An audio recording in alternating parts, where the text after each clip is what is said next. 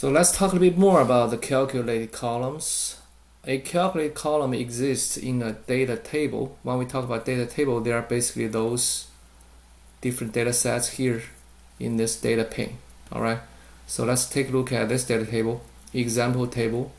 All right.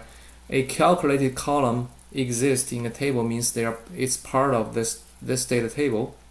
Okay, it's a single column. Then the row of each column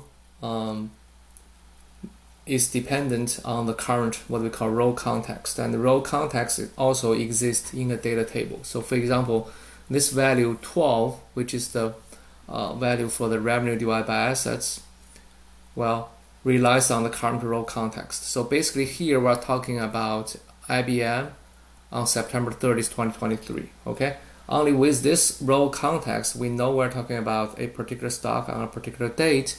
We're able to calculate this the value of this row for this column called revenue divided by assets. Okay, so the value of each row of a calculated column basically needs the row context to tell which stock, which date we're now working on. Okay, so that's a very important concept. So let's take a look at a calculated column. If we put it into a zero, okay, in a zero we no longer has a row context because row context only exists in a data table, okay, like this one. Okay, in a zero it's a different structure. Okay, it can look like a data table, but technically they're not the same thing. Okay, so let's go take a look, and we want to go to okay, this report view, and we want to introduce a calculated column here. All right, again into this example table. All right, so let's take a look. Let's introduce a new column, and I'll just paste my code here. Okay, I'll call it assets end of year, EOY. Okay, so basically what I'm doing is I'm going to take the assets of a stock at the end of the year. So if you want to take a look at the Excel file, it's going to be maybe more clear. All right, so here we have Apple and the different dates. Okay, we have actually 2 years of data from 2022 to 2023, quarterly data. Okay, so basically in year 2022, I want to look at the last day, which is the first quarter of 2022, and I want to take this asset value 33.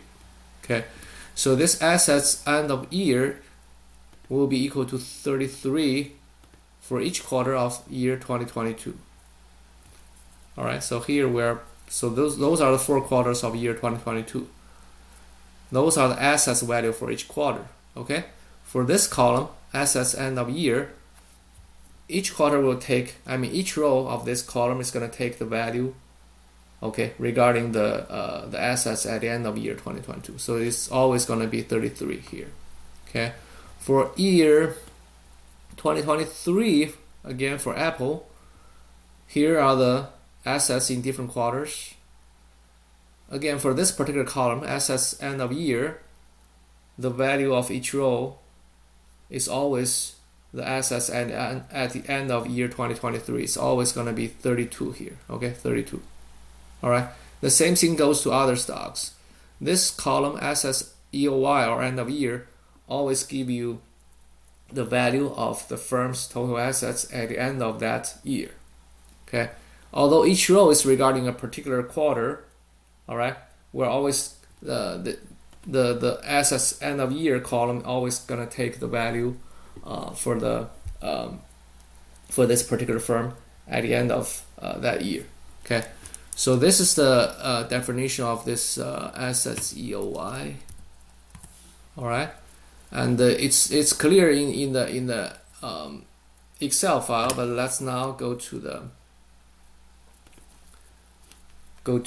Power BI and construct this column. Okay, so what I need to do is using the index function.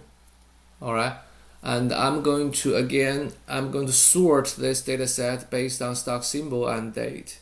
Okay, remember in that table we have stocks and dates, and each observation or each row is basically identified by a particular stock on a particular date. Okay, so match by basically tells Power BI, well, our table here is identified by stock symbol and date for each observation. Okay, then this partition by is going to partition that table based on stock symbol and the year. All right, so this is gonna be a partition, okay, regarding Apple and the year 2022, okay, because I'm basically grouping this entire table into several different partitions. Each partition is gonna be identified by a stock symbol and a particular year, okay. The reason we're gonna do partition based on symbol and year is because we try to retrieve the last date of a year regarding a particular stock, okay. So that's why we partition by stock and year first. Okay, so once we done this partition, within each partition we're going to order by date. All right, so within this partition for Apple in year 2022, we're going to order the dates ascendingly. So we'll have 4 quarters starting from the first quarter all the way to the fourth quarter.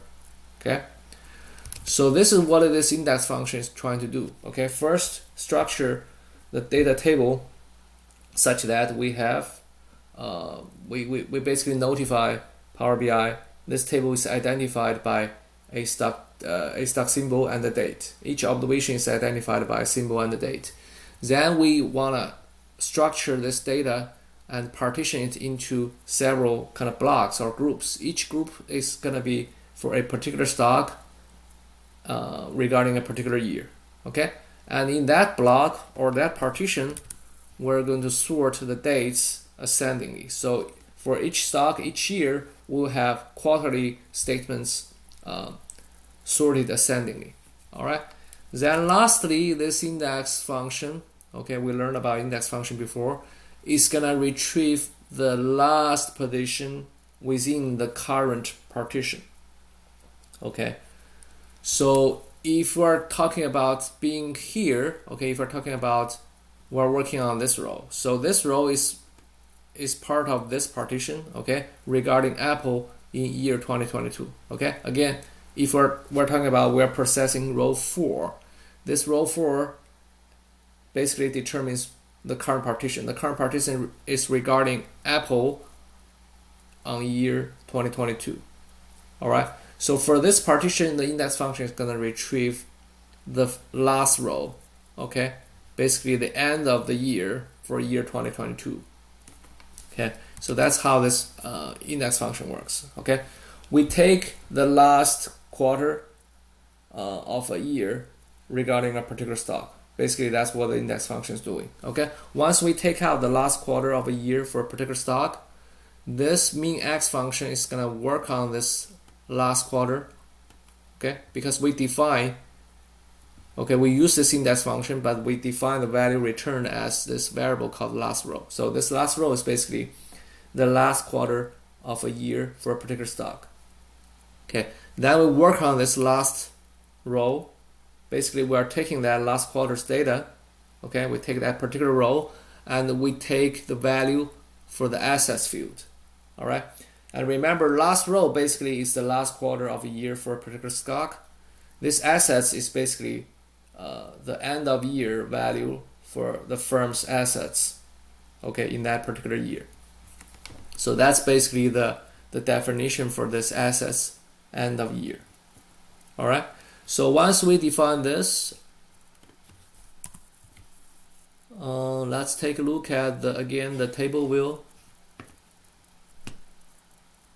You will see the assets end of year for different stocks for different years. Okay, again, let's just sort this symbol ascendingly so we have the same structure as what we see in the Excel file. All right, so for Apple, we have 4 quarters in year 2022, but they all take the same value, 33. 33 is the value at the end of year 2022.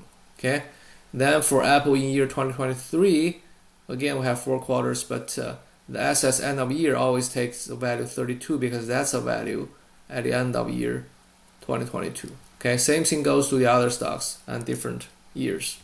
Okay, so here we construct this. This is a calculate column. All right, we had a function, we have a kind of formatter, we have this entire code to define this calculate column. So this calculate column exists in this data table. All right, and the row context regarding, for example, if we're talking about this row is regarding Apple in on September 30th, 2022. So this row context is important for determining the value of this row, okay, for this column called assets end of year. So each particular row has a row context, which give Power BI the information regarding what stocks we're talking about, what date we're talking about, and that row context is important to determine the value of this calculate column for that particular row. Okay, so row context exists in a data table, but row context does not exist in a view. All right, so let's take a look at how a calculate column will behave in a view environment next.